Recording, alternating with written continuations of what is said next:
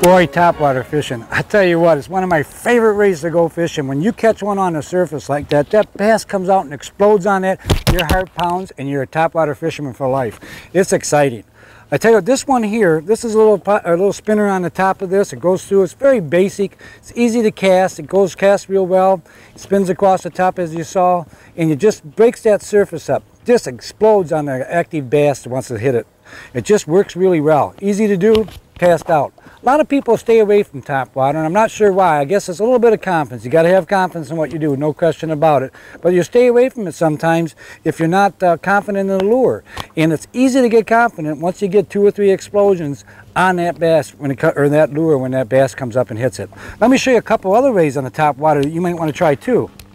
We got a whole box full of them here, but this way here, as I mentioned before, it works really well. It's easy to use. It's probably a good way to start on topwater. There's a couple with double spinners on the top, but it works really, really well and easy to handle. Another one is the Zero Spook. This is an excellent, been around for years and years, and you know why? Because it catches fish.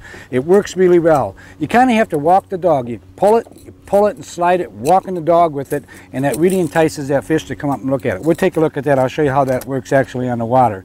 Another one too is the popper, like this. This where you bang, it just pops along, bang, it pops along and splashes water in front of it. You cast it, let it set a little bit, splash the water a little bit, let it set a little bit. The tail falls down like this, so the bass comes up and hits it. He's going to get hooked in the mouth. Works real well. I'll show you how that works too. One other kind of topwater to use is when you get in the big heavy lily pads or some weeds on the surface and it's hard to get through and you can't get any other lure through it. You get something like this with this spoon type bait. It goes across the top and you can just fill it into little holes in the lily pads and so forth. Excellent bait to use.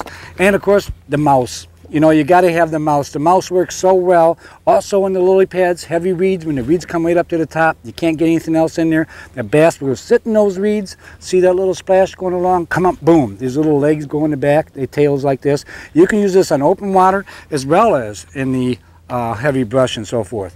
Let's go back. Let me show you the Zero Spook and how that works. Got it walking the dog. Show you just how that works in the water here if we can.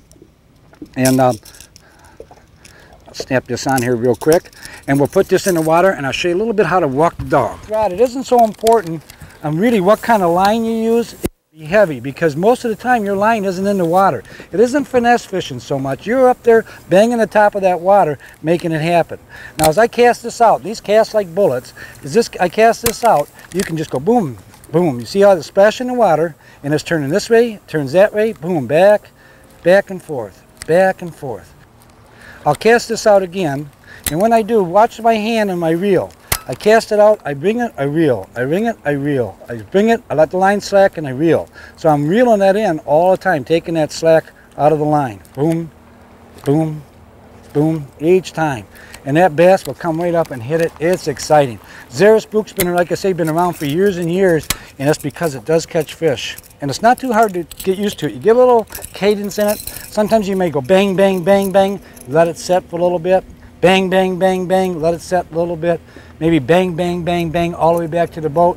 Once you get a hit and you get an explosion on it, then do that same cadence. Bang, bang, bang, hit. Bang, bang, bang, set. Bang, bang, bang, set. Whatever it is, do the same thing. Try to imitate it again and again, and then your chances are you're going to get one bass after another. Just see how it works.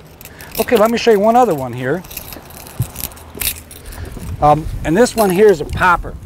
It's got a little rattle in it. Sounds good out there, and it also pops that water through. Let me see if I can show you this. As we bring it out here the same way. We got a little wind. And one of the things too, people think about using the topwater only in calm days. They think, oh, topwater is best in calm days. Well, you know, topwater can be best on calm days, but often topwater will work on when the rivers or lakes are a little rough. You got a little chop in there. You just need to pick a topwater that's going to stir up the top. Just make the splash work. This works real well both in calm conditions as well as when it gets a little rougher on the lake. And you use it again, you can use this in 10, 12, 15 feet of water, any of these topwaters. Your jaw will fish up to the surface. It doesn't have to be shallow water. It can be, but doesn't have to be. Let me show you this, how this works a little bit. I cast it out there, and the sit in the water. The splash itself, I let maybe 4 or 5 of the ripples go all the way out and disappear. Then I'll bring it back in the water, and that's when the bass will come up. Boom, boom, again, boom, boom, Just working that, let it sit. That's a popper. It works well. There's a lot of varieties. I call it a popper. Works great. It's got a little rattle. I think that helps. Any of that will help at all. Let me show you one other one here. This one here, the jitterbug, what that does, it goes just like this. Boom, boom, boom, boom. Pushes the water out of the ray in front of it, makes a little splash. Maybe I'll put this on real quick and see if I can show you how this one works in the water.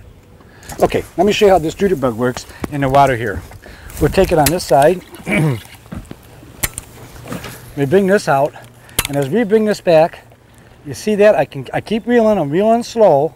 I bring it back, but you see how that's stirring up the water? It's going back and forth, back and forth. And you can see that would work even if the surface was a little rougher than it is.